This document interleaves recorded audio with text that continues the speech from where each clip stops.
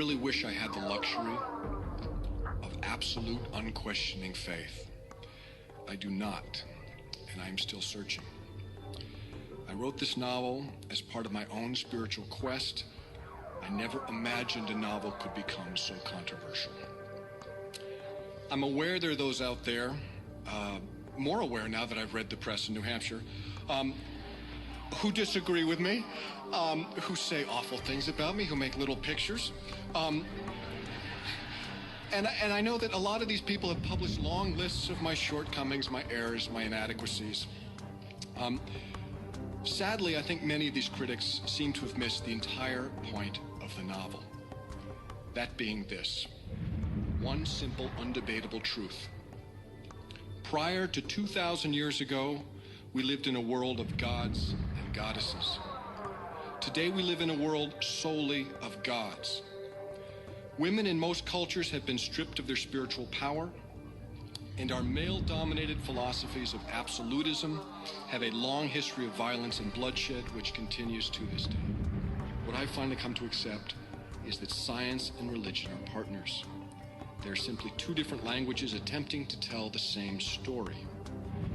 Both are manifestations of man's quest to understand the divine. While science dwells on the answers, religion savors the questions.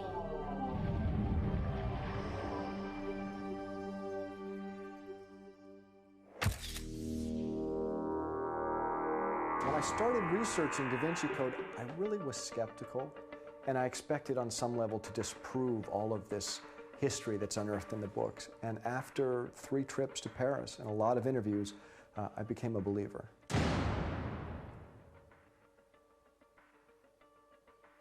Da Vinci Code s'inspire de divers ouvrages historiques hétérodoxes.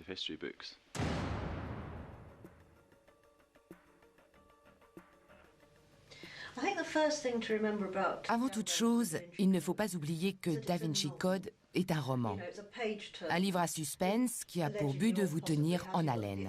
Le lecteur veut savoir ce qui arrive aux personnages. Arriveront-ils au bout de leur quête et quelle sera leur découverte? Nous remercions sincèrement Dan Brown, car dans son roman, il cite comme référence l'ouvrage que nous avons publié en 1997, La Révélation des Templiers.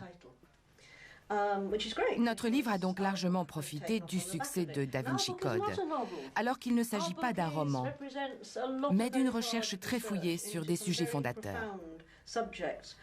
Malheureusement, Dan Brown a visiblement mal compris certains points qu'il reprend dans les pages de son roman. Mais ça a finalement peu d'importance, car il cite les références de notre livre, et le lecteur peut toujours s'y reporter s'il le souhaite. C'est une excellente chose. Dan Brown a eu la brillante idée de réunir différentes théories dans un thriller moderne.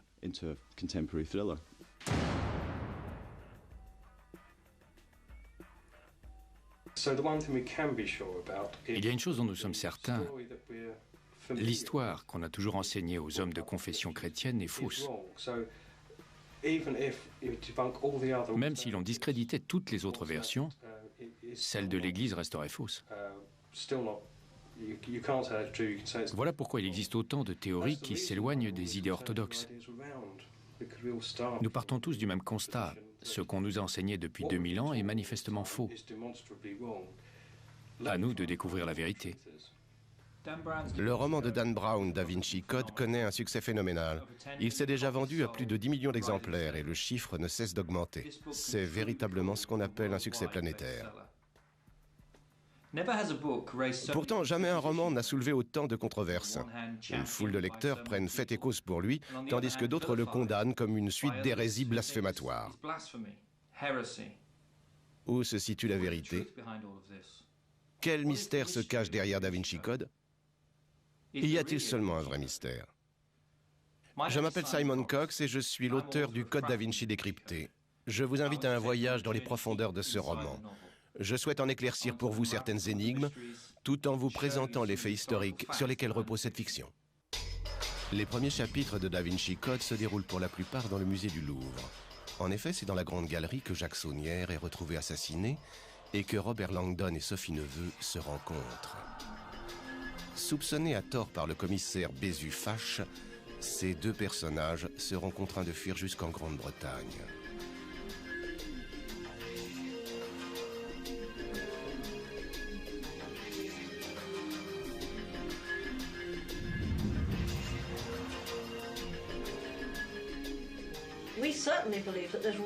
Au-delà de la fiction, il existe selon nous des preuves que l'Église a voulu dissimuler certains faits. Les uns concernent Jean le Baptiste et son véritable rôle, d'autres sont liés à Marie-Madeleine et à sa relation avec le Christ, qui expliquent la façon dont l'Église traite les femmes depuis 2000 ans.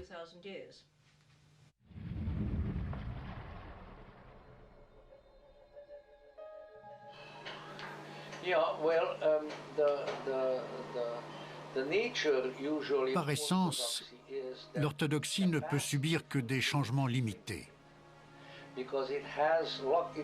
En effet, elle s'est acculée toute seule dans une impasse et s'est enfermée dans une doctrine qu'elle peut difficilement remettre en question.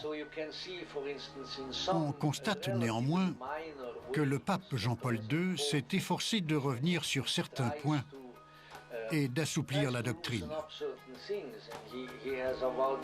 Il a admis que Marie-Madeleine avait joué un rôle important et il l'a nommée l'apôtre des apôtres. Il a ainsi désavoué les anciens papes qui prétendaient qu'elle était une prostituée et que son rôle se limitait à celui de la pécheresse repentante.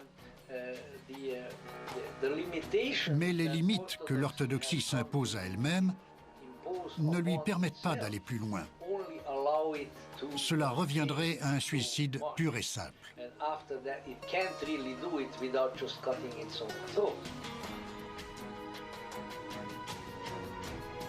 Dans le roman, le corps de Jacques Saunière, conservateur en chef du Louvre, est découvert dans la Grande Galerie, gisant dans la position de l'homme de Vitruve, tableau célèbre de Léonard de Vinci.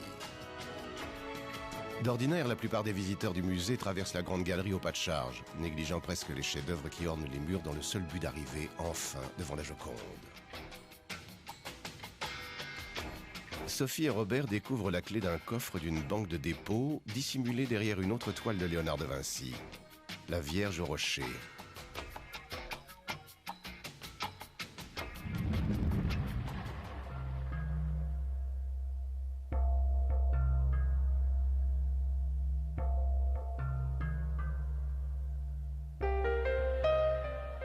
La Vierge au rocher réunit sous le même nom deux versions d'un même tableau représentant la Vierge Marie flanquée de deux enfants, Jésus et Jean le Baptiste, en compagnie d'un autre personnage identifié comme l'archange Uriel. La toile présente une composition triangulaire dont Marie occupe le sommet. La première version de ce tableau, et la plus étonnante, fut commandée par l'église San Francesco Grande de Milan. On y voit la Vierge Marie assise au milieu des rochers avec Jésus et Jean le Baptiste. L'archange Uriel est agenouillé derrière l'enfant que l'on suppose être Jésus. Assis en tailleur à quelque distance de Marie, celui-ci lève la main droite dans un geste de bénédiction destiné à l'autre enfant, tandis que la main gauche de Marie plane au-dessus de sa tête.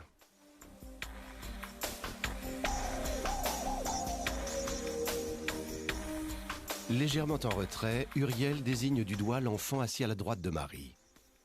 Officiellement identifié comme Jean le Baptiste, celui-ci joint les mains en un geste de prière, tandis que Marie pose une main droite protectrice sur son épaule.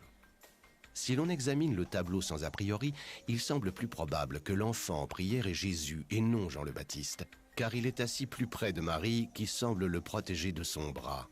Situé un peu à l'écart, l'autre enfant paraît quant à lui sous la protection de l'archange Uriel, traditionnellement associé à Jean le Baptiste.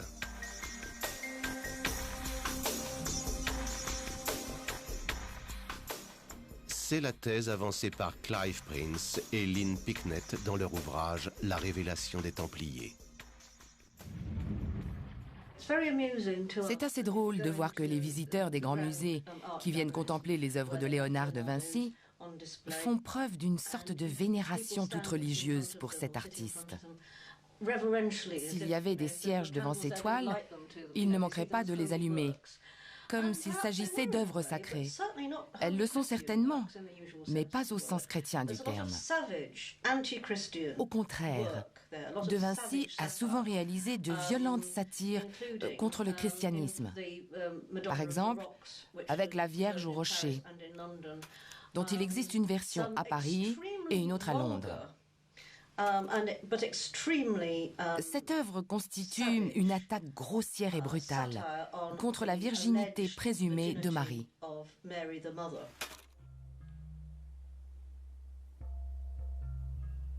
Dans la seconde version de ce tableau, aujourd'hui exposé à la National Gallery de Londres, les personnages sont légèrement plus grands et sont dotés d'auréoles. L'archange Uriel ne désigne plus l'enfant situé à la droite de Marie, et ce dernier est désormais porteur de la croix de Jean le Baptiste. Apparemment, ce dernier détail aurait été ajouté ultérieurement par un autre peintre et ne reflèterait en rien les intentions de Léonard de Vinci.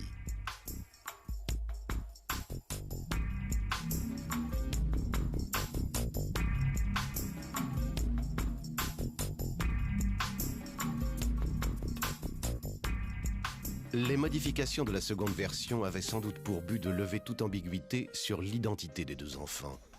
Quant à la première version, elle paraît refléter la tradition des Templiers, qui vénéraient Jean le Baptiste plutôt que Jésus. Il n'est donc pas surprenant que la congrégation qui avait commandé cette toile ne fût pas satisfaite par cette vision de la Sainte Famille, réfugiée dans une grotte lors de sa fuite en Égypte devant les soldats du roi Hérode.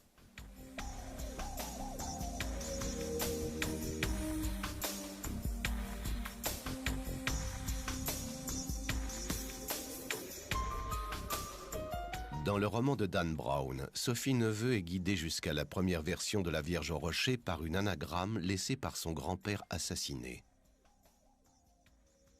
C'est derrière cette toile qu'elle trouve la clé d'un coffre-fort.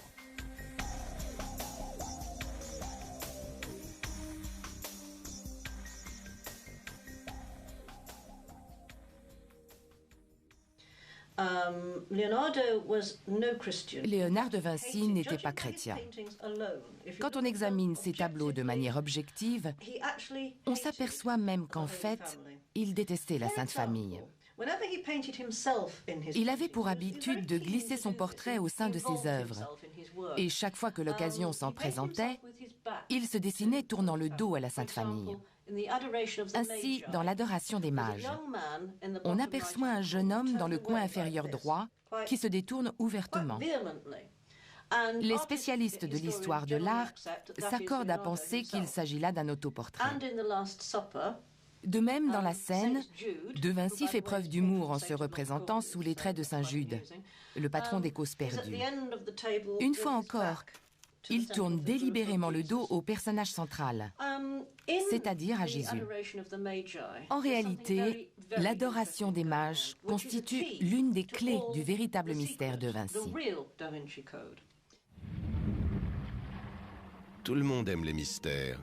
C'est pourquoi Dan Brown cite dans son roman une œuvre inachevée de Léonard de Vinci, l'Adoration des mages.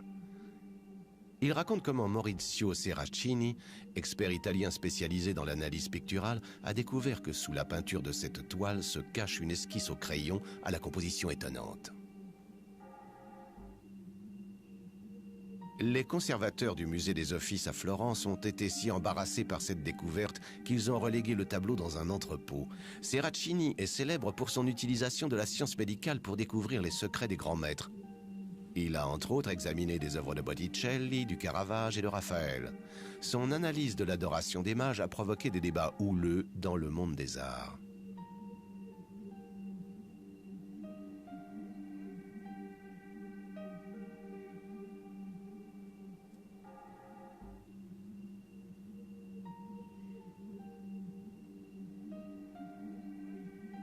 Ces conclusions ont effectivement de quoi étonner les spécialistes et soulever les controverses. D'après lui, la peinture qui recouvre la toile n'est pas l'œuvre de Léonard de Vinci. Les couches de brun et d'orange ont été ajoutées ultérieurement par une main maladroite. En effet, les éléments peints semblent totalement dénués de la finesse qui caractérise le talent du grand maître, en particulier les détails qui relèvent de l'anatomie humaine. Ainsi, Serracini met à jour une composition très différente, dissimulée sous la peinture.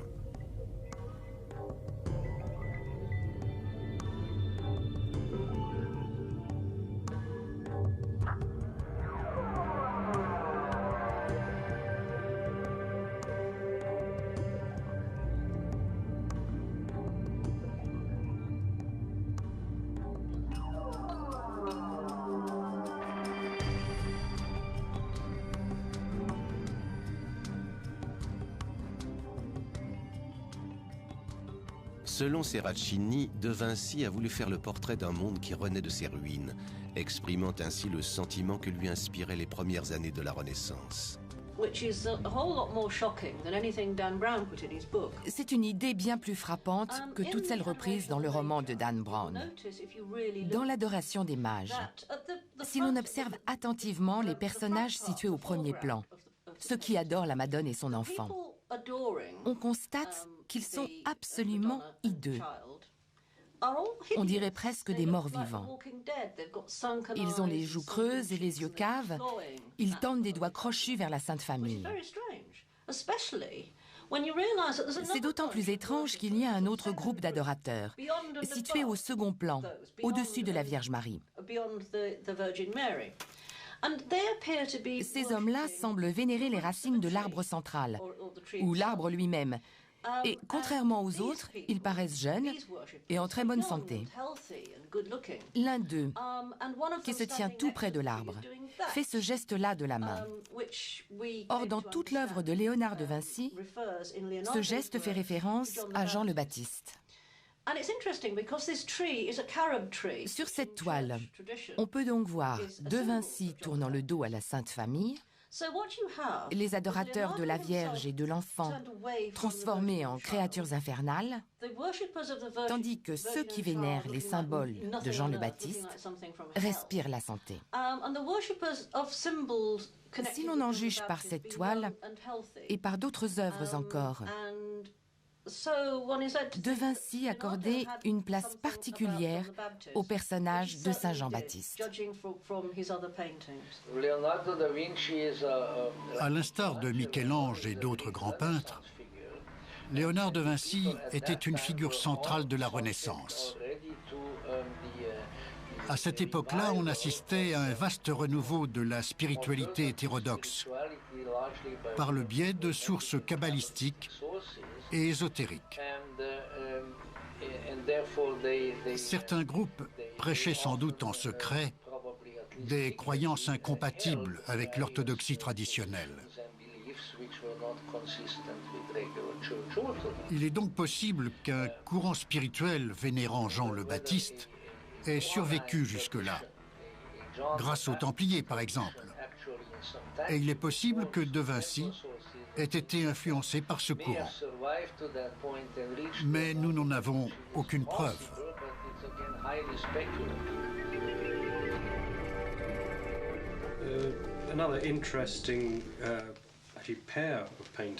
Il existe une autre œuvre à deux volets de Léonard de Vinci qui exprime le même genre d'idée.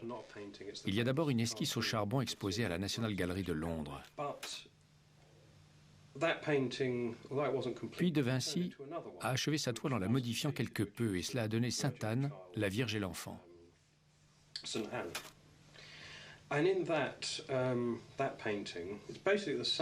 Le tableau final représente la même scène, si ce n'est que l'enfant identifié comme Jean le Baptiste a disparu, remplacé par un agneau. Naturellement, Jésus est souvent appelé l'agneau de Dieu, car c'est ainsi que l'a nommé Saint Jean-Baptiste, si l'on en croit les évangiles.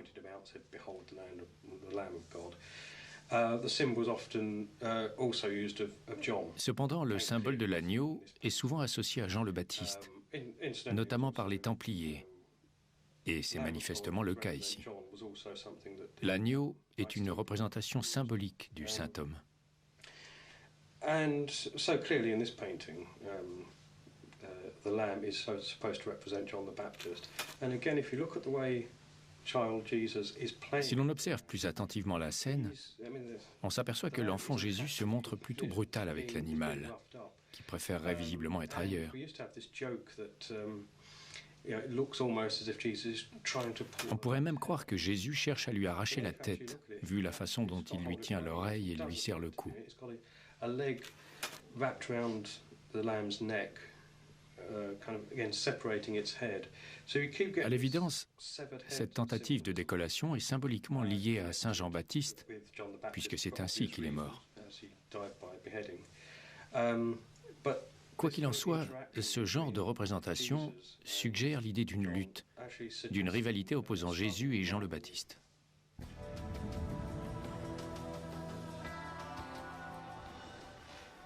La plupart des spécialistes considèrent la scène comme le plus grand chef-d'œuvre de Léonard de Vinci. Exposée dans le réfectoire de l'église Santa Maria delle Grazie à Milan, où elle a fait l'objet d'une restauration approfondie, cette fresque soulève d'innombrables questions apparemment sans réponse. Elle représente Jésus entouré de ses apôtres réunis pour un ultime repas. La scène est à l'origine même de l'Eucharistie, sacrement essentiel du christianisme qui repose sur la Sainte Communion. Pourtant, sur la toile de Léonard de Vinci, on ne trouve ni coupe ni calice qui permettrait d'exécuter le rite sacré. Le peintre aurait-il choisi de représenter le Saint Graal sous une autre forme?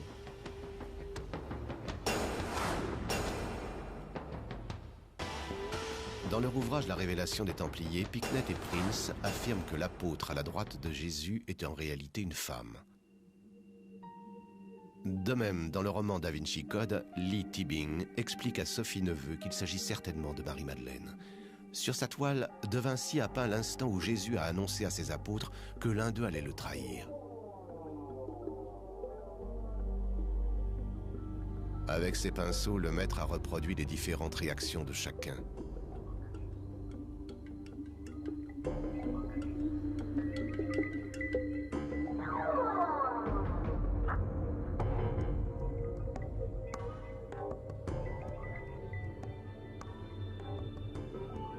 Picknett et Prince s'attardent sur un autre détail, une main qui tient un poignard mais qui ne semble appartenir à personne. Cela dit, depuis la restauration de la fresque, cette main apparaît comme celle de Saint-Pierre.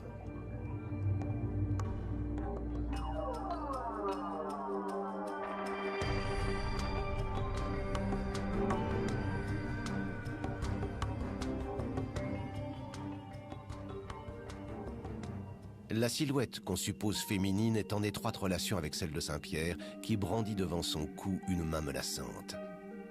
Par ce détail, De Vinci voulait sans doute évoquer l'antagonisme entre Pierre et Marie-Madeleine que décrivent certains évangiles gnostiques.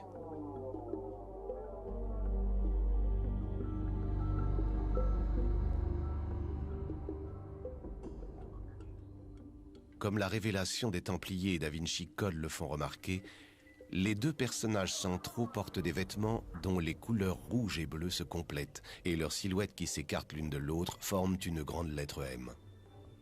À la gauche du Christ se trouve l'apôtre Thomas qui brandit son index levé, reproduisant ainsi le geste normalement associé à Saint Jean-Baptiste. On ignore pourquoi De Vinci l'a attribué cette fois-ci à Thomas.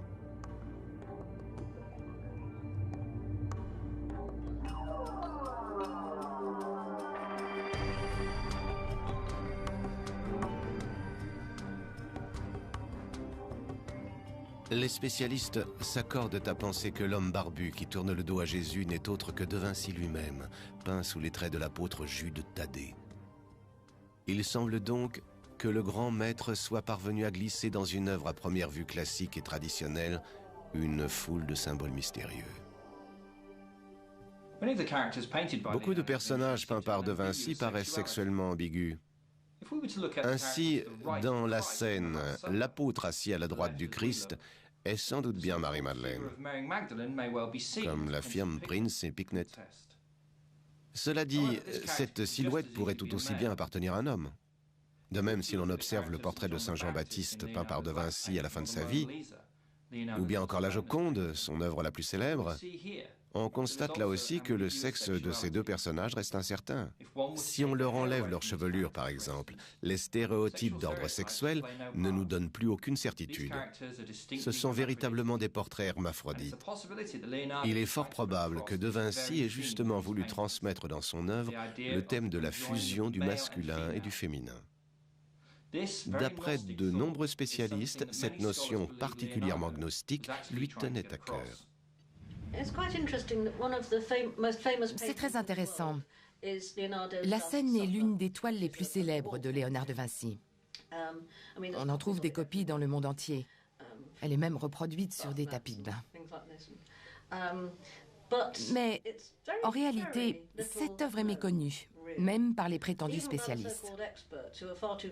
En effet, ces derniers n'ont pas assez de recul et ils ne prennent pas en compte les racines ésotériques du peintre, qui leur permettraient de comprendre la nature même de cette toile. Naturellement, De Vinci a peint ce tableau pour s'acquitter d'une commande, car c'est ainsi qu'il gagnait sa vie. Mais il faut savoir que dès qu'il en avait l'occasion, il glissait des messages hérétiques dans ses œuvres. Il prenait d'ailleurs d'énormes risques, vu les châtiments encourus à l'époque pour ce genre d'activité. Dans la scène, ce que beaucoup de gens savent désormais grâce au roman de Dan Brown, c'est que De Vinci a remplacé le personnage de Saint Jean le Jeune, assis à droite de Jésus, par le portrait d'une femme. Elle reste néanmoins masculine, car elle est dotée d'un semblant de barbe. Mais d'après ce que l'on sait, Marie-Madeleine pouvait fort bien avoir un léger duvet sur le visage. Ce personnage est penché sur la droite, le haut de son corps s'écartant de celui de Jésus. Leurs deux silhouettes forment ainsi un grand M, indice probable de l'identité de ce personnage ambigu.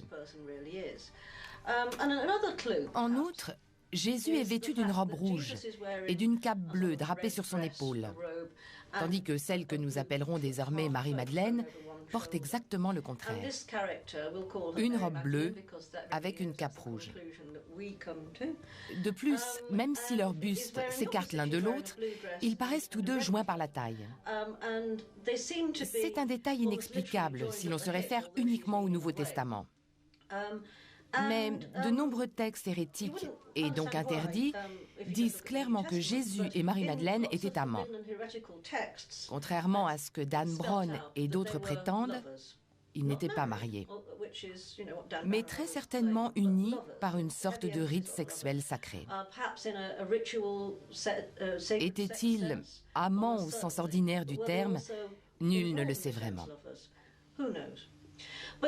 Quoi qu'il en soit, la scène recèle de nombreux détails que la plupart des gens ne remarquent pas. On aperçoit par exemple une main armée d'une dague pointée en direction du ventre d'un des convives. Un soi-disant expert international de Léonard de Vinci prétend qu'il s'agit de la main de je ne sais plus quel apôtre. Mais il aurait fallu que ce disciple soit aussi un véritable contorsionniste. Or, un homme ne se contorsionne pas quand il veut empoignarder un autre. C'est fascinant, car personne ne remarque cette main ni cette dague. À nos yeux, ça illustre parfaitement la manière dont les gens contemplent les œuvres dites sacrées. Ils ne voient pas ce détail, car il ne correspond pas à leur idée préconçue de la toile. Il existe encore d'autres éléments intéressants dans la scène. Par exemple, De Vinci s'y est représenté sous les traits de Saint Jude, qui tourne résolument le dos à Jésus.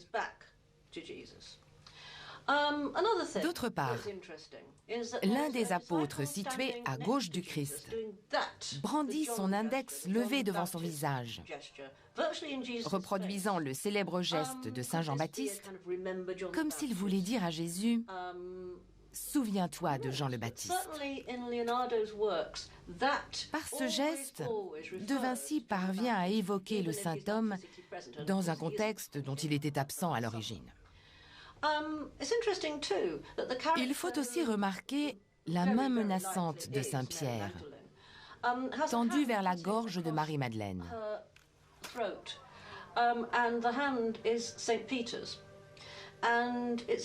Or, d'après les évangiles apocryphes, qui circulaient sans doute à l'époque de Léonard de Vinci, par l'intermédiaire de sociétés secrètes, il est évident que Pierre et Marie-Madeleine se haïssaient cordialement. En gros, Pierre la détestait parce qu'elle avait de l'influence sur Jésus.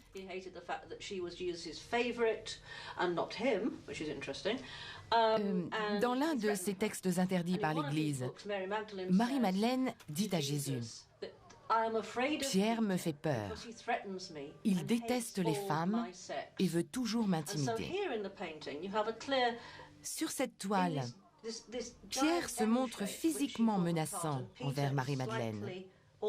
Et son corps, penché vers elle, fait partie de la structure centrale en forme de M. Il existe un dernier détail remarquable. Ce tableau représente le repas au cours duquel le Christ a institué l'Eucharistie.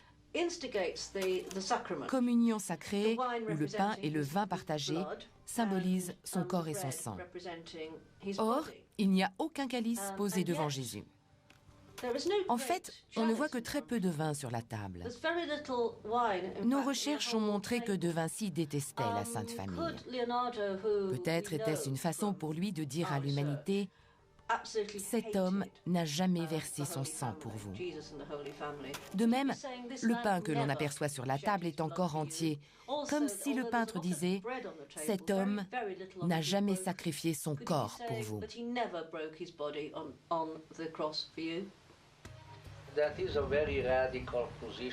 Il s'agit là d'une théorie très extrême.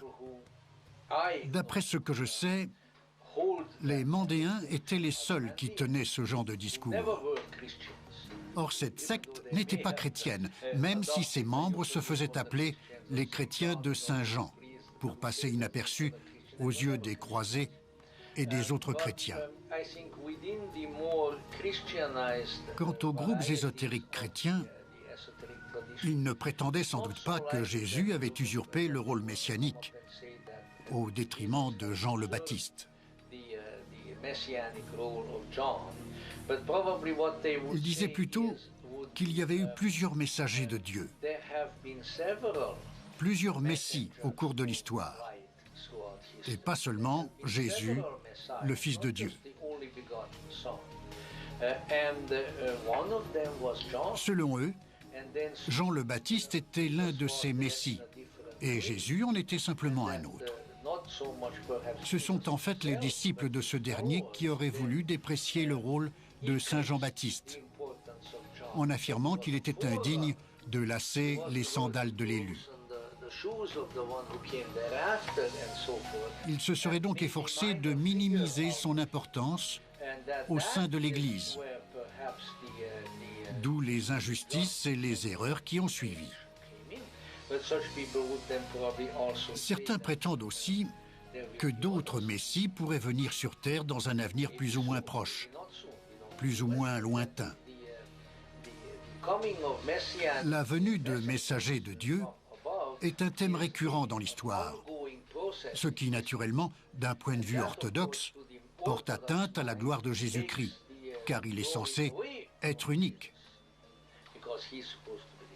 C'est effectivement l'un des préceptes de la tradition monothéiste. Un seul Dieu, une seule loi, une seule voie.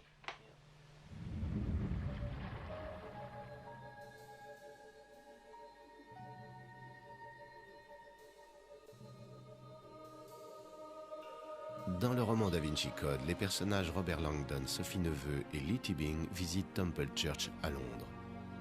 Située entre Fleet Street et la Tamise, cette église du XIIe siècle est aujourd'hui encore utilisée comme lieu de culte.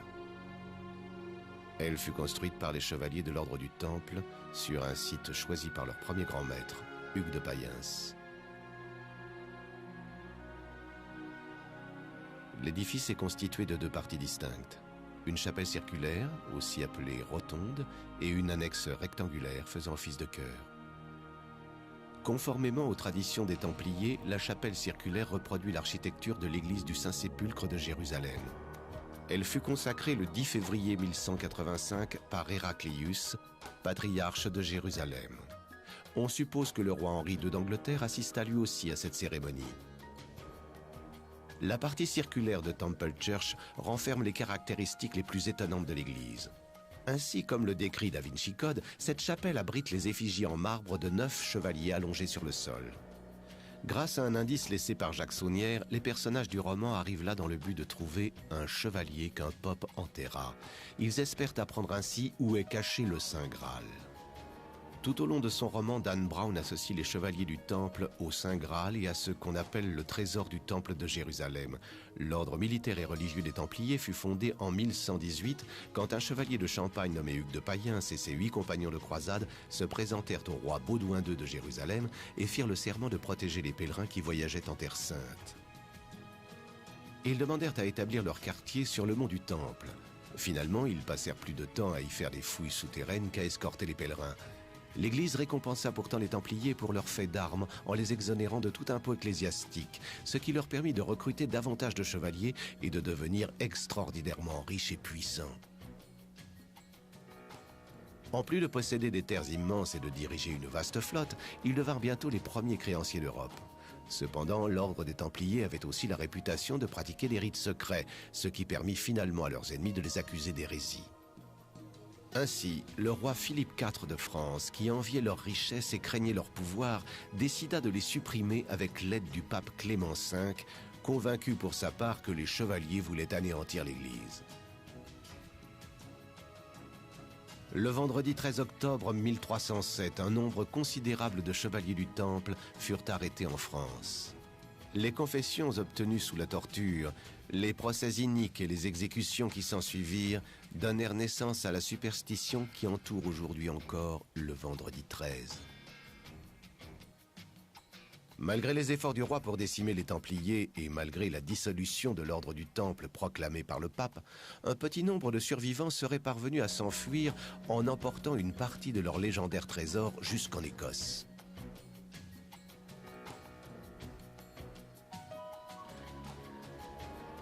L'annexe rectangulaire fut construite à la place de l'ancien chœur lorsque Henri III forma le souhait de se faire inhumer à Temple Church. Pourtant, malgré son admiration pour cette église, il modifia son testament au dernier moment et fut finalement enseveli dans l'abbaye de Westminster. Temple Church a été le décor de nombreux épisodes marquants de l'histoire de l'Europe, comme les négociations qui ont abouti à la Magna Carta ou la dissolution officielle de l'ordre des Templiers. À la fin du XVIIe siècle, l'église a été remise à neuf par Christopher Wren. Puis un bombardement allemand a détruit son toit en 1941, donnant lieu à de nouveaux travaux qui se sont achevés en 1954.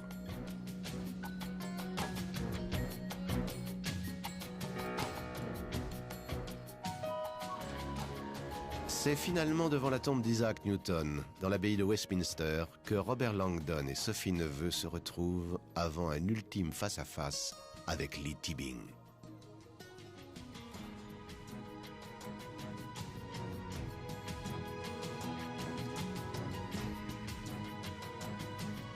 In Dan Brown's The Da Vinci Code, Robert Langdon and Sophie Neveu come to Roslyn. Dans le roman de Dan Brown, Robert Langdon et Sophie Neveu viennent visiter Roslyn Chapel dans l'espoir d'y trouver le Saint Graal et d'en percer les secrets. Depuis très longtemps, cette église est associée au Graal sous la forme la plus traditionnelle, celle de la coupe du Christ. En effet, certains pensent que le calice a été apporté jusqu'à Roslyn pour y être caché, et il existe de nombreux liens entre cet endroit et le Graal.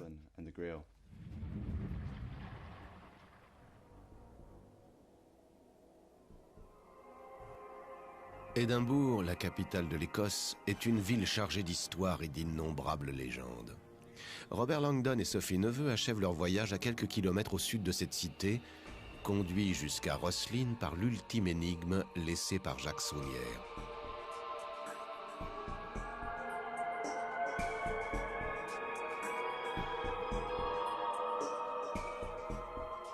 Fondée en 1446 par le comte William Sinclair, Roslyn Chapel est désormais protégée par une structure en acier depuis laquelle les visiteurs peuvent admirer l'église.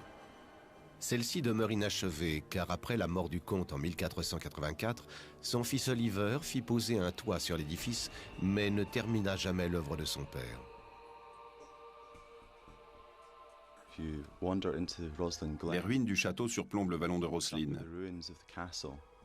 C'est un lieu peuplé de fantômes, où passaient les chevaliers en armure, montés sur leurs fiers destriers, tandis que les damoiselles les admiraient du haut des remparts.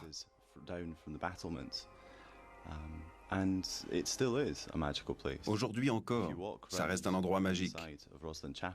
À l'intérieur de Roslyn Chapel, les murs sont ornés d'une multitude de chevaliers gravés dans la pierre. On y découvre aussi des licornes et des dromadaires, ainsi que plus de 150 sculptures de têtes feuillues représentant aussi bien des jeunes enfants que des vieillards décédés. Tous ces symboles existent depuis des centaines d'années. Considérés comme des survivances du monde païen convertis au christianisme, ils figurent avant tout la nature vivante, le cycle des saisons, ainsi que les différentes étapes de la vie de l'homme.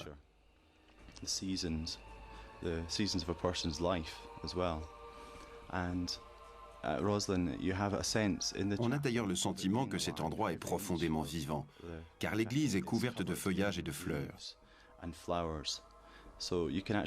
Quand on se promène au milieu des arbres du vallon, on pourrait presque entrer dans la chapelle sans s'en apercevoir, d'où son surnom de chapelle des bois. Elle paraît bien plus vivante que la plupart des lieux de culte.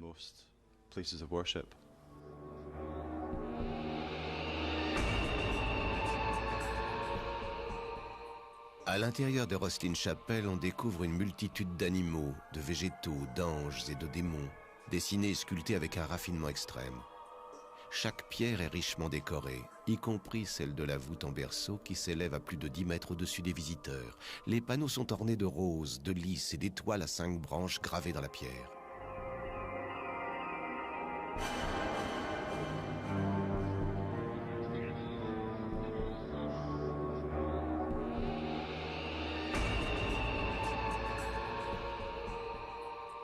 Après la Réforme, on cessa d'utiliser Rosslyn Chapel comme lieu de culte, et en 1592, ces autels furent détruits afin d'éviter l'excommunication. Mais en 1862, elle fut à nouveau consacrée après une longue période de restauration. Aujourd'hui, grâce à des efforts soutenus de préservation, les visiteurs peuvent apprécier cet édifice unique à sa juste valeur.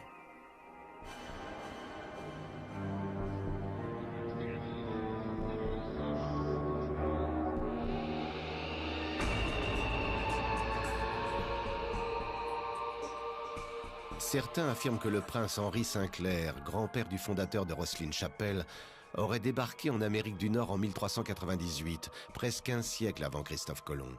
Ils en veulent pour preuve les feuilles de maïs sculptées sur les pierres de l'église, car cette plante du Nouveau Monde n'avait pas encore été importée en Europe à cette époque.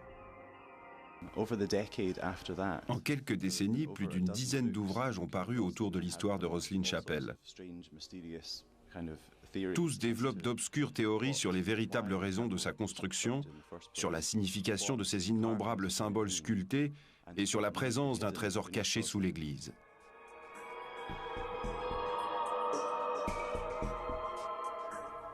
L'un des piliers de la chapelle, particulièrement riche en ornements, est surnommé le pilier de l'apprenti. Selon une légende macabre, tandis que le maître maçon était parti à Rome pour recevoir ses instructions, l'un de ses jeunes apprentis aurait édifié et sculpté cette magnifique colonne. Dévoré par la jalousie, le maître l'aurait assassiné à son retour.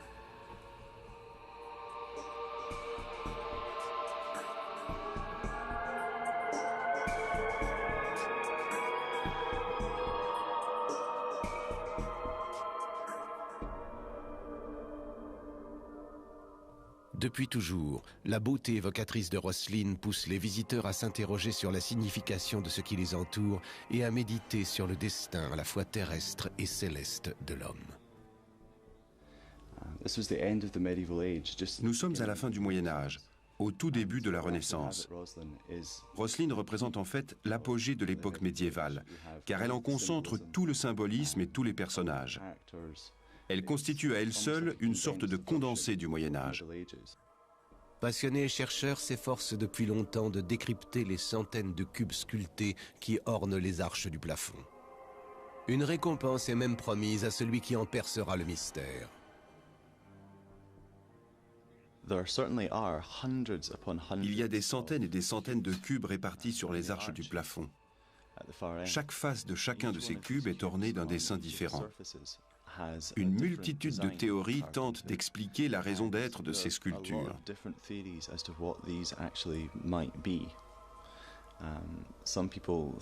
D'après certains, celui qui décrypterait ces symboles se retrouverait en possession d'une carte lui indiquant l'emplacement du trésor. D'autres imaginent qu'il s'agit de musique. En effet, les extrémités de plusieurs arches sont ornées d'angelots jouant de divers instruments médiévaux. Les cubes formeraient donc la partition d'une chanson médiévale, une sorte de clé sonore qui ouvrirait la crypte comme par miracle et donnerait accès au trésor. Au final, personne n'en sait rien et il est peu probable que le mystère soit résolu un jour. La mythologie populaire associe Rosslyn Chapel au chevalier du Temple et un épais mystère recouvre le trésor qu'on suppose être caché dans une crypte secrète sous la chapelle. Ces dernières années, les spécialistes ont avancé diverses théories sur la nature même de ce trésor. Pour les uns, ce serait l'Arche d'Alliance. Pour d'autres, une partie du trésor de Jérusalem. Pour d'autres encore, il s'agirait du trésor que les Templiers auraient sorti de France par le port de La Rochelle. Certains prétendent même qu'il s'agirait de la tête embaumée de Jésus. On suppose aussi que ce pourrait être une liasse de papyrus ou de parchemins qui constitueraient les évangiles perdus de Jésus. Il existe en fait tout un éventail de théories sur ce trésor.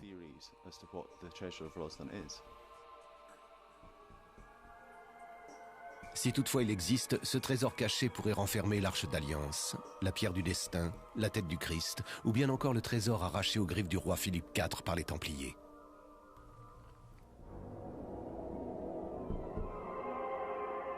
Dan Brown nous dit que Rosslyn Chapel a été construite par les chevaliers de l'ordre du Temple. Il prétend également que l'on trouve sur le sol de la chapelle une étoile à 6 branches, aussi appelée étoile de David ou sceau du roi Salomon. Mais ces deux affirmations sont fausses. Il n'y a aucune étoile à 6 branches dans la chapelle, même si on y trouve une foule d'étoiles à 5 branches, et que le symbole du pentacle apparaît un peu partout. De même, les relations établies entre Rosslyn et les Templiers sont une pure invention. La présence des chevaliers du Temple dans la région de Rosslyn est indéniable. Pourtant, comme l'affirme Mark Oxbrough, ils n'ont apparemment aucun lien direct avec la construction de Rosslyn Chapel. Cela dit, les spécialistes continuent d'en débattre aujourd'hui encore. Non loin de Rosslyn se trouve le village de Temple, autrefois nommé Ballintrodak. C'est là que les Templiers de la région avaient établi leur quartier. D'après la légende, ces chevaliers auraient participé à la bataille de Bannockburn aux côtés des Écossais. Ils auraient même contribué à faire pencher la balance en leur faveur. Une fois encore, les avis des experts sont partagés à ce sujet. Quoi qu'il en soit, l'ordre des Chevaliers du Temple a visiblement joué un rôle primordial dans l'histoire de la région de Rosslyn. On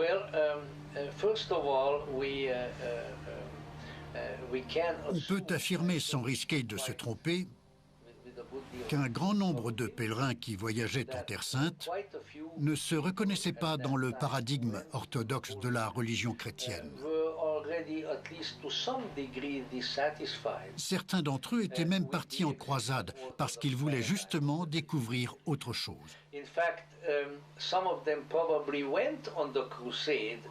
Ils souhaitaient se rendre sur les lieux géographiques où tout avait commencé, dans l'espoir secret de découvrir le véritable christianisme. Au Moyen Âge, le christianisme orthodoxe n'était pas une religion très passionnante. Et la plupart des croisés qui arrivaient en Terre Sainte étaient prêts à suivre une autre voie. Apparemment, les Templiers ne faisaient pas exception.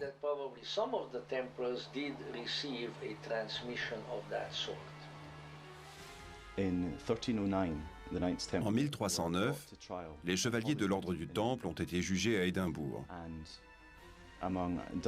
Des dizaines d'habitants du sud de l'Écosse sont venus témoigner contre eux. Ils les ont accusés d'être de mauvais chrétiens qui refusaient la charité aux plus pauvres et qui étaient prêts à tout pour s'emparer de nouvelles terres. D'après eux, si les Templiers avaient été de bons chrétiens, ils n'auraient jamais perdu la Terre Sainte. Au début du XIVe siècle, les Templiers ont été accusés de célébrer des rites religieux secrets et hérétiques. Certaines des pratiques dont on les accusait semblent provenir de la tradition des Mandéens ou de sectes apparentées. Il est donc très probable que les Templiers aient adopté certains enseignements et certains rituels des Mandéens.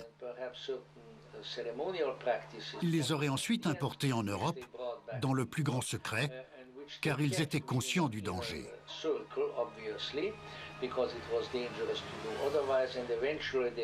Mais quand le roi de France et le pape ont voulu se débarrasser de l'ordre des Templiers pour d'autres raisons, ils ont pu facilement les accuser et les convaincre d'hérésie.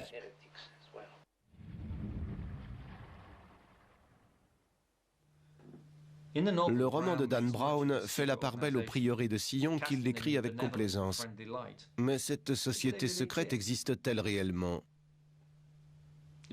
La question n'a pas encore été tranchée. De nombreux chercheurs ont écrit des centaines de pages au sujet de cette mystérieuse confrérie, mais aucun n'a présenté une preuve tangible de son existence.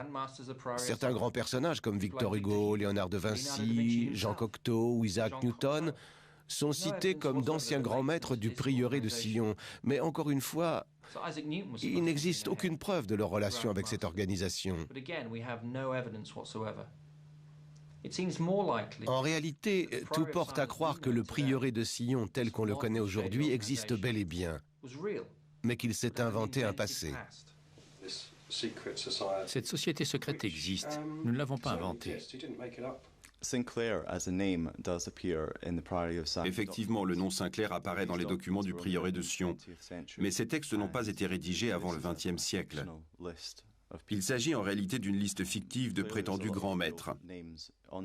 À l'évidence, beaucoup de noms sur cette liste sont véridiques, mais les Sinclair qui y sont cités, Marie et Catherine Sinclair, n'ont jamais existé. Il n'existe aucune trace de ces personnes dans aucun document historique. Là encore, c'est une pure invention. D'après les seules sources fiables que je connaisse, le nom même du prieuré de Sion a été inventé dans les années 50 par Pierre Plantard et ses quelques adeptes. Il n'a jamais été utilisé auparavant. À mon avis, cette confrérie est une invention récente qui cherche à légitimer son existence en s'associant arbitrairement à certains événements historiques anciens dans le but de devenir un maillon de la chaîne de l'histoire. Le mystère du prieuré de Sion est lié de manière inextricable à une autre énigme de l'histoire de France, celle de Rennes-le-Château.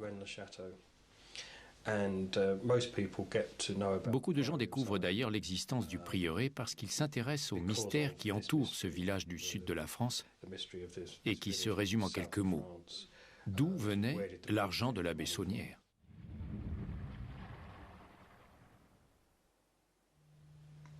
Une chose est sûre concernant Rennes-le-Château et la province du Languedoc.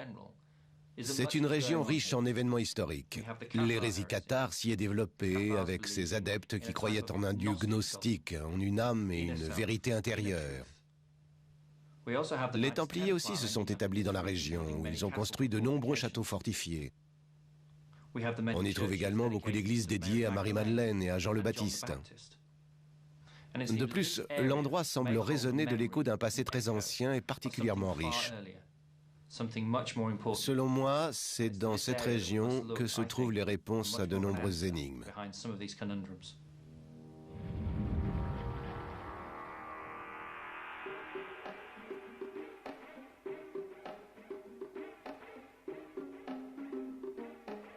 Le mystère relaté dans Da Vinci Code trouve ses racines historiques dans un petit village du sud de la France. Au fil des années, l'énigme de Rennes-le-Château a fait l'objet de plusieurs centaines d'ouvrages. C'est une histoire de complot, d'intrigues politiques, de lutte de pouvoir et de secrets perdus, avec à la clé un mystérieux trésor caché. La région de Rennes-le-Château a été le théâtre d'innombrables événements historiques. Ainsi, au 5e siècle, les Visigoths y ont établi un royaume prospère qui s'étendait jusqu'en Espagne. Finalement, ils en ont été chassés par Clovis, roi du peuple franc.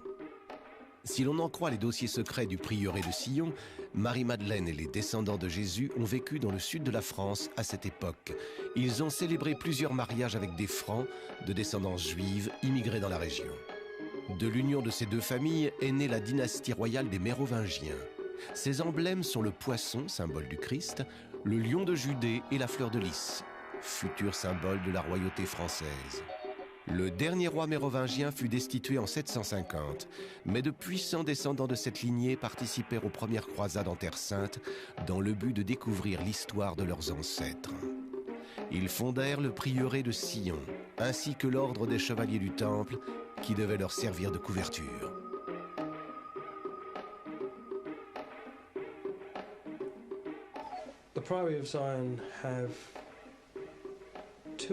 On peut dire que dans une certaine mesure, les membres du prieuré de Sion sont parvenus à s'approprier le mystère de Rennes-le-Château.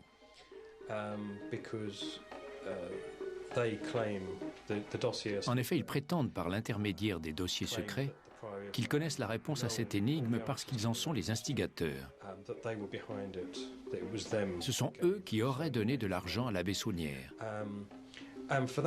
Pour cette raison, la plupart des ouvrages sur Rennes-le-Château mentionnent le prieuré de Sion.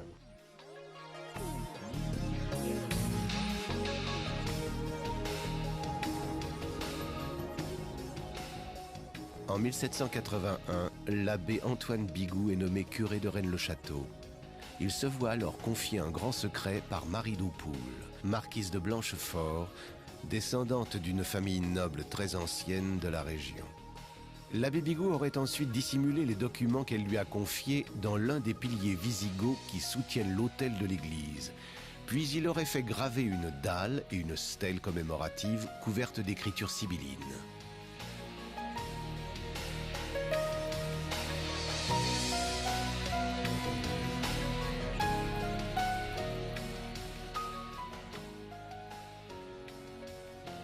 À la fin du XIXe siècle, l'église de Rennes-le-Château devient brusquement célèbre quand l'abbé François Béranger-Saunière y découvre de mystérieux documents. Il les fait examiner par ses supérieurs hiérarchiques et devient soudain un homme riche et puissant. Il y a là un authentique mystère. Aujourd'hui encore, on ignore d'où venait l'argent de l'abbé Saunière. De plus, on ne sait pas grand-chose sur ce dernier, si ce n'est qu'il exerçait sans doute certaines activités hétérodoxes.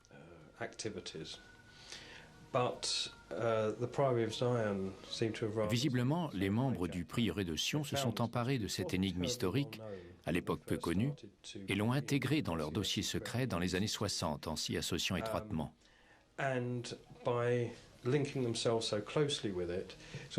Depuis, il est impossible de parler de Rennes-le-Château sans mentionner le prieuré, alors qu'il n'y a peut-être aucun rapport entre les deux. Voilà comment une société secrète parvient à s'approprier un mystère historique.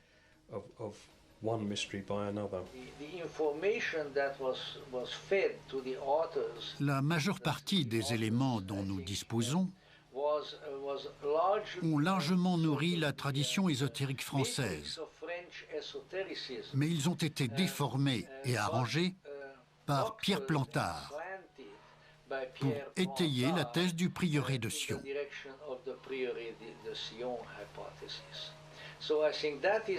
Par conséquent, ces informations ne sont plus fiables.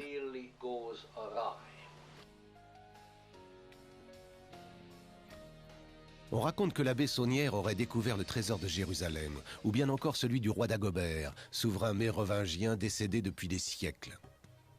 Il pourrait également s'agir de documents associant les descendants de Jésus et Marie-Madeleine à la dynastie mérovingienne de la région. Ces mêmes documents qui sont à l'origine de la croisade contre les Cathares et qui ont sans doute causé le massacre des Templiers.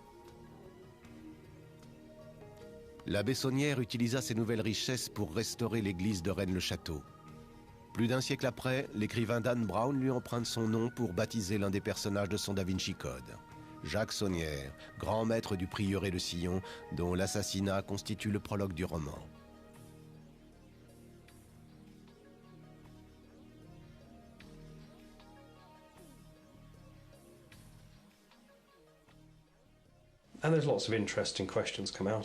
Cette histoire soulève de nombreuses questions. Les membres du prieuré de Sion, qui se cachent derrière les dossiers secrets, se sont-ils purement et simplement approprié une énigme qui n'était pas la leur Ou bien savait-il réellement quelque chose? Était-il impliqué dans ce mystère ou se sont-ils contentés d'inventer certains détails pour orienter les spécialistes dans la direction qu'ils avaient choisie?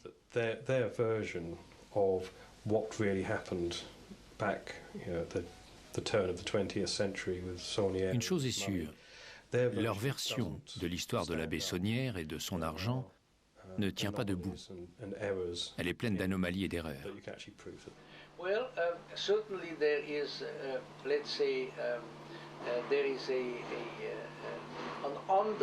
Il y a sans doute un fond de vérité dans tout cela. Mais il me paraît considérablement obscurci par de nombreuses spéculations et autant d'inventions.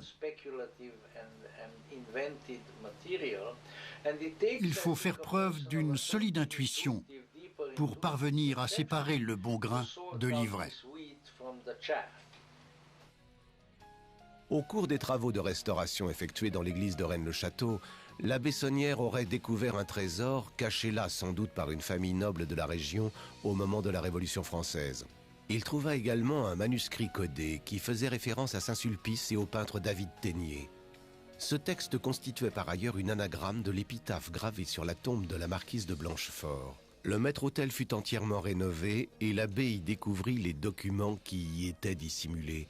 Après avoir consulté l'évêque de Carcassonne, il partit pour Paris afin de faire traduire ces textes par des experts, et il arriva ainsi à l'église Saint-Sulpice.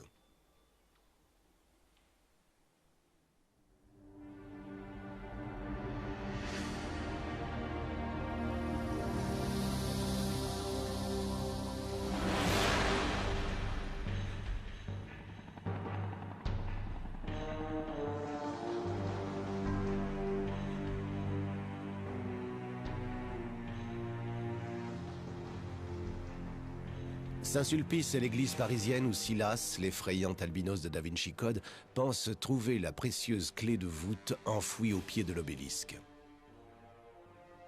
L'église Saint-Sulpice fut construite à l'époque mérovingienne, non loin de l'abbaye de Saint-Germain-des-Prés. C'était une église paroissiale destinée aux paysans de la rive gauche de Paris. L'édifice est dédié à Saint-Sulpice, archevêque de Bourges, dont la fête est célébrée le 17 janvier. Les dossiers secrets du prieuré de Sillon prétendent que cette église fut bâtie sur les ruines d'un ancien temple païen dédié à la déesse Isis. Toujours d'après ces documents, une statue d'Isis y aurait même été vénérée comme la Vierge Marie de Saint-Germain avant d'être détruite en 1514. Grâce à l'église de l'abbaye de Saint-Germain-des-Prés, qui abritait un fragment de la Sainte Croix et la tunique de Saint-Vincent, l'influence de la paroisse de Saint-Germain ne cessait de s'étendre.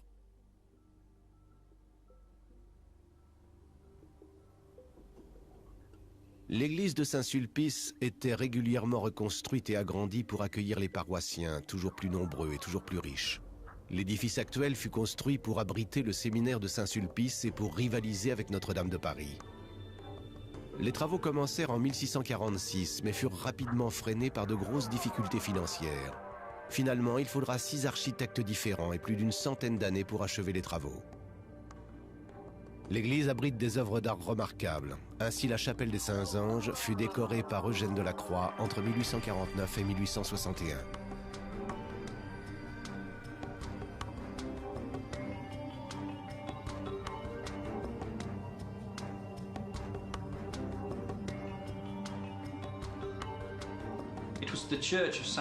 C'est à l'église de Saint-Sulpice que se rend l'abbé Saunière dans le but de faire décrypter les parchemins qu'il a trouvés dans son église.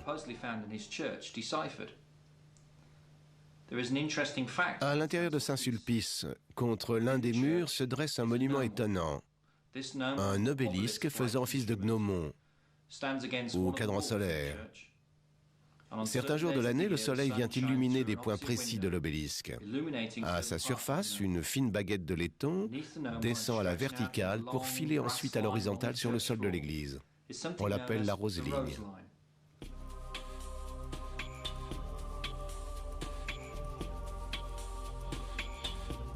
Dans le roman de Dan Brown, Silas est censé trouver la clé de voûte qu'il recherche sous une dalle située au pied de l'obélisque de Saint-Sulpice. Mais il y découvre à la place un verset du livre de Job. Le gnomon fut construit en 1727 grâce aux fonds réunis par le curé de Saint-Sulpice de l'époque, Jean-Baptiste Languet de Gergy. Celui-ci voulait pouvoir connaître les dates exactes des équinoxes qui lui permettaient de déterminer la date de Pâques chaque année. Le gnomon est constitué d'une baguette de laiton qui traverse le sol du transept de l'église selon un axe nord-sud et qui remonte ensuite jusqu'au sommet d'un obélisque de marbre blanc. Le 21 décembre de chaque année, au moment du solstice d'hiver, le soleil vient frapper le symbole du Capricorne qui orne le monument. À la base de l'obélisque se trouvent 2 stèles commémoratives désormais incomplètes. En effet, les noms du roi de l'époque et de ses ministres ont été effacés au moment de la Révolution française, dont les instigateurs voulaient gommer toute trace de l'ancienne monarchie.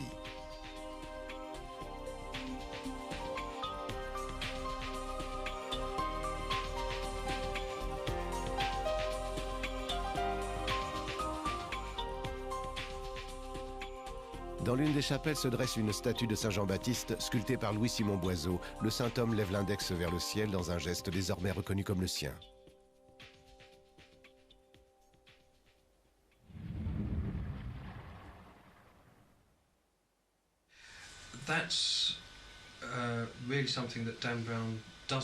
Dans son roman, Dan Brown évoque la théorie selon laquelle le grand secret protégé depuis des siècles serait en fait la descendance de Jésus et Marie-Madeleine. Ils auraient eu des enfants ensemble et ces derniers se seraient installés en France. La société secrète, appelée Prieuré de Sion, aurait été créée à cette époque dans le but de protéger les descendants de cette lignée.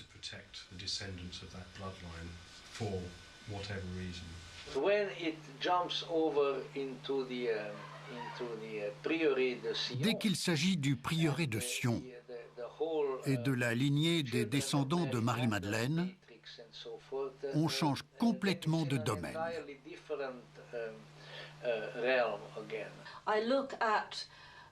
À mes yeux, c'est Marie-Madeleine qui a pris la succession de Jésus. On me répond toujours, bien sûr que non, c'est Saint-Pierre. Mais c'est faux. Si l'on se réfère aux évangiles gnostiques, c'est bien elle. D'autre part, son origine ethnique reste encore un mystère. En ce qui me concerne, je situe ses racines quelque part en Égypte ou en Éthiopie, auquel cas il s'agissait très certainement d'une femme de couleur. Toujours dans le sud de la France, au bord de la Méditerranée, la petite ville des Saintes Maries de la Mer vénère le nom de Marie-Madeleine depuis des siècles. Dans l'une des églises de cette commune, nichée dans une petite crypte, se trouve une statue de Madone noire. Celle-ci ne représente ni Marie-Madeleine ni la Vierge Marie. Elle commémore la vie de Sainte Sarah. Sainte Sarah n'est pas reconnue par l'Église catholique. Cela n'empêche pas les gitans de la région camarguaise de célébrer leur sainte patronne chaque année au mois de mai. La légende dit que Sarah est arrivée sur la côte par bateau avec Marie-Madeleine et d'autres qui fuyaient la Terre Sainte après la mort du Christ. Selon certains, Sarah était la servante de Marie-Madeleine. Selon d'autres, elle était sa fille, le fruit de son union avec le Christ. Une fois l'an, les pèlerins portent la Madone noire de Sainte Sarah jusqu'à la Méditerranée. Ils la baignent dans les vagues, puis la ramènent en procession jusqu'à l'église. Marie-Madeleine tenait un rôle très important au sein de la spiritualité chrétienne hétérodoxe. A-t-elle donné naissance à une tradition distincte et spécifique? Nous n'en avons pas la preuve. Quoi qu'il en soit, elle était avec Thomas, Philippe et Matthias l'une des figures emblématiques du christianisme gnostique du début de la période apostolique.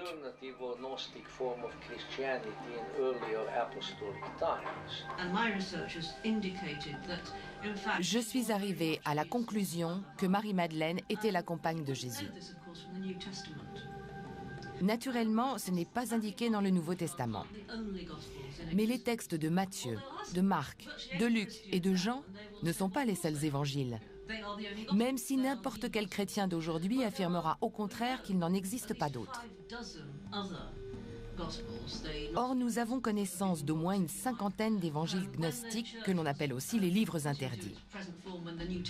Au IVe siècle, quand l'Église chrétienne a été unifiée et que le Nouveau Testament a été mis en forme, tous ces évangiles en ont été exclus, alors qu'ils étaient au moins aussi authentiques que ceux de Matthieu, de Marc, de Luc et de Jean, qui constituent depuis le Nouveau Testament.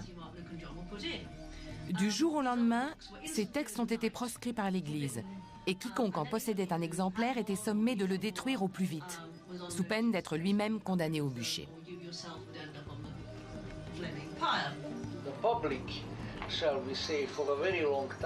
Depuis des siècles et des siècles, l'Église nous enseigne que dès les premiers jours de leur histoire, les chrétiens étaient unis au sein d'une seule et même communauté.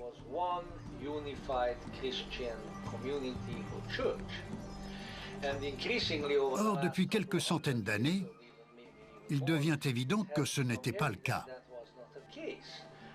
En effet, alors même que le christianisme se développait au Proche-Orient, il existait une multitude de communautés chrétiennes plus ou moins indépendantes. Malgré des points de vue différents, toutes nourrissaient une certaine vénération pour Jésus et pour son message. Et leurs relations étaient plutôt amicales. Cela dit, elles ne constituaient pas pour autant une communauté unifiée.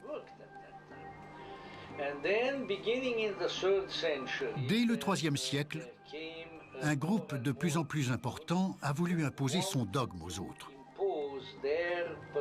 Ces hommes ont progressivement pris le pouvoir dans un mouvement qui a donc commencé au IIIe siècle et s'est étendu au siècle suivant.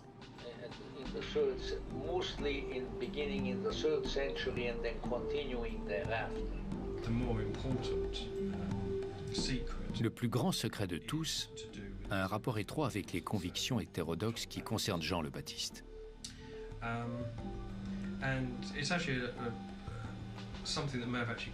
C'est d'ailleurs quelque chose qui a pu troubler les lecteurs de Da Vinci Code.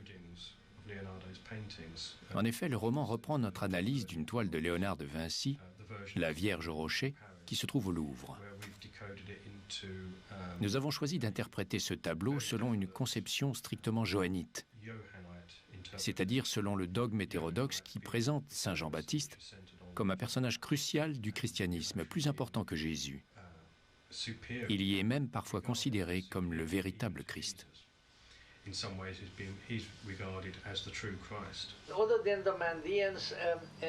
Si l'on accepte les Mandéens, il est très difficile de définir la place que tient Jean le Baptiste au sein de la tradition hétérodoxe, mais il y est très certainement présent.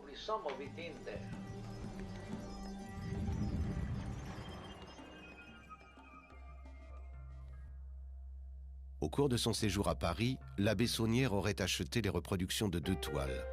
Les bergers d'Arcadie de Nicolas Poussin, dont on dit qu'elle représente une tombe perdue dans la campagne, non loin de Rennes-le-Château. Et La Tentation de Saint-Antoine de David Ténier le Jeune.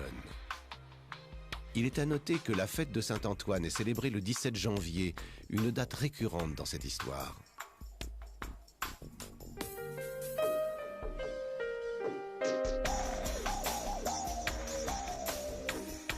Quels que soient les trésors ou les manuscrits secrets dissimulés par les Templiers dans la région de Rennes-le-Château, ils ont affermi les convictions de la communauté chrétienne locale, les Cathares. Ces derniers seront finalement anéantis lors d'une croisade menée à la fois par le roi et par le pape contre leur prétendue hérésie. Ce fut d'ailleurs la seule croisade à laquelle les Templiers refusèrent de participer. Quand on consulte différents ouvrages sur des sujets tels que les Templiers, le Saint Graal ou Rennes-le-Château, on s'aperçoit que leurs auteurs s'appuient constamment les uns sur les autres. Chacun cite comme référence les ouvrages et les recherches des autres, ce qui donne l'impression qu'ils tournent tous en rond.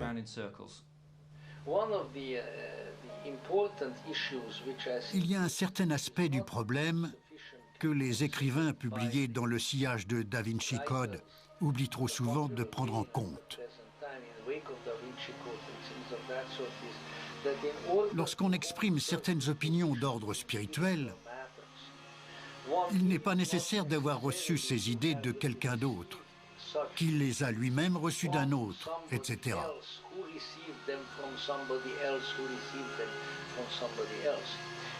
En d'autres termes, la transmission historique et horizontale n'est pas la seule façon de parvenir à des conclusions d'ordre spirituel. On peut également profiter d'une transmission verticale en suivant sa propre inspiration. Il existe deux dimensions, une dimension horizontale de l'histoire et de la transmission des traditions, et une dimension verticale qui croise l'horizontale chaque fois que l'inspiration individuelle entre en jeu. Par conséquent, lorsqu'il y a similitude entre deux opinions, cela n'implique pas forcément un lien historique. Il peut aussi s'agir d'une inspiration individuelle. Malheureusement, notre culture se montre trop séculière et trop matérialiste, même quand il s'agit de spiritualité. Elle s'appuie uniquement sur la dimension horizontale en occultant la verticale, ce qui est une erreur. Les deux dimensions existent et se croisent, à la manière des deux branches d'une croix. Si De Vinci avait effectivement des sympathies pour la spiritualité johannite, ses convictions pouvaient provenir à la fois de son inspiration personnelle, de la littérature ésotérique et kabbalistique, et de bien d'autres sources encore.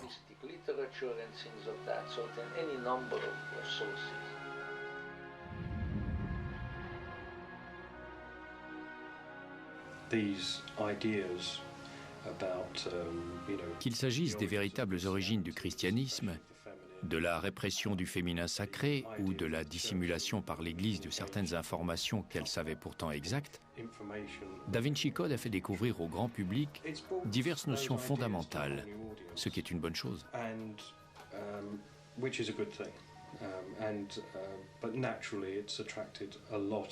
D'un autre côté, Dan Brown s'est attiré les foudres de ceux qui défendent l'orthodoxie et l'enseignement dogmatique du christianisme.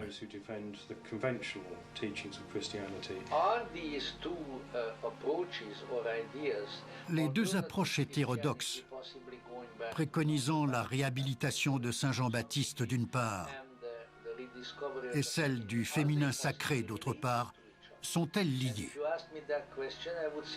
J'en suis intimement persuadé. Il existe une foule de preuves, implicites ou explicites, que la tradition chrétienne hétérodoxe accordait une place cruciale au féminin sacré. Il ne s'agissait pourtant pas de le porter au nu, en créant une déesse New Age, une sorte de Jéhovah au féminin. Simplement, les femmes y étaient représentées aussi bien à un niveau métaphysique et divin qu'à un niveau prosaïque, où elles jouissaient d'une plus grande considération et d'une égalité indéniable. C'est ce que l'on constate historiquement dans la tradition hétérodoxe.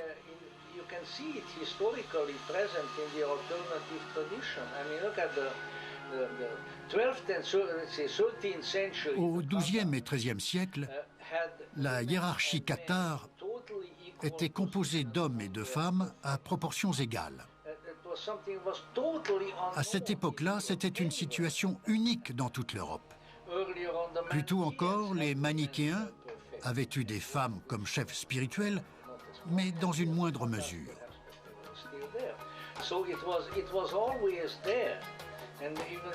Le féminin sacré a donc toujours fait partie de la tradition hétérodoxe. Et quand l'Église a entamé son combat contre les communautés gnostiques, elle leur a entre autres reproché d'avoir des femmes haut placées dans la hiérarchie. Des femmes professeurs, des prophétesses, des femmes qui donnaient la communion ou même qui administraient le baptême. Quelle horreur! La spiritualité hétérodoxe a donc toujours nourri le plus grand respect pour les femmes. Par conséquent, quand elle a été réprimée par l'Église, le féminin sacré l'a été lui aussi. Aujourd'hui que cette tradition refait surface, le féminin sacré réapparaît également. Ce sont deux phénomènes étroitement liés. Il est intéressant de constater que les évangiles interdits, qui ont été découverts et traduits, ne disent pas du tout la même chose que le Nouveau Testament à propos de la relation entre Jésus et Marie-Madeleine. Dans le Nouveau Testament, le nom de Marie-Madeleine est à peine évoqué. C'est à se demander pourquoi Léonard de Vinci et tant d'autres lui ont accordé autant d'importance. Si l'on en reste au Nouveau Testament, c'est effectivement inexplicable. Mais si l'on se penche sur les autres livres, sur les évangiles de Philippe, de Thomas ou de Marie-Madeleine elle-même, on commence à comprendre. Elle y est décrite comme l'apôtre des apôtres. Et c'est sans doute ainsi que la présentaient les premiers hérétiques, entre guillemets, ceux qui se référaient à ces textes interdits. Elle n'était certainement pas le genre de femme qui se contente de suivre le mouvement tout en servant le café. Elle jouait un rôle important. Elle était riche, indépendante et n'avait rien d'une petite femme au foyer. Elle avait un tempérament batailleur et ne mâchait pas ses mots. D'après l'un des évangiles apocryphes, elle a convaincu Jésus de modifier un point central de son enseignement, ce qui est stupéfiant. Elle avait aussi le don d'exaspérer les autres apôtres, en particulier Saint-Pierre, qui la détestait. Dans l'un des livres interdits, il dit à Jésus, « Seigneur, débarrasse-nous de Marie, car les femmes ne sont pas dignes de vivre. » Cette querelle entre Marie-Madeleine, le deuxième bras droit de Jésus, et Saint-Pierre semble préfigurer l'avenir de leurs mouvements respectifs. En effet, les adeptes de Marie-Madeleine vénéreront une déesse et constitueront une communauté gnostique, intuitive et souple, plutôt qu'une église au sens strict du terme. Tandis que Saint-Pierre fondera l'église de Rome, championne de la misogynie. Il est intéressant de constater que leur relation annonçait déjà cet antagonisme. Dans un autre texte apocryphe, les apôtres demandent à Jésus, « Seigneur, pourquoi la préfères-tu? Pourquoi l'embrasses-tu toujours sur la bouche? À votre avis ?» C'est écrit noir sur blanc. Ils n'étaient pas forcément mariés, du moins je ne le crois pas, mais ils avaient très certainement une relation intime. Il n'est pas étonnant que ces livres ne soient pas dans le Nouveau Testament, mais tout le monde devrait pouvoir les connaître. Da Vinci Code a au moins le mérite de dire au grand public qu'il existe une vérité cachée. The thinking behind this seems to be that les gardiens de l'orthodoxie semblent croire que s'ils parvenaient à discréditer l'ensemble des textes qui proposent une version différente des origines du christianisme et de l'histoire de l'Église chrétienne, alors il ne resterait plus que l'enseignement dogmatique. Que dire de Da Vinci Code? De prime abord, c'est un simple roman. Avec un héros, Robert Langdon, qui résout le mystère, séduit l'héroïne et sauve le monde. Facile. Mais Dan Brown évoque aussi quelque chose de bien plus profond. Il ouvre la porte à un océan de questions et de réflexions. Une porte qui demandait à être ouverte depuis longtemps. Selon toute probabilité, Jésus lui-même enseignait des doctrines et administrait des sacrements qui ont été par la suite exclus du dogme orthodoxe chrétien. Les chefs de l'Église n'ont adopté qu'une partie de l'enseignement du Christ, laissant le reste de côté. C'est pour cette raison que le christianisme orthodoxe a manqué de complétude pendant 2000 ans.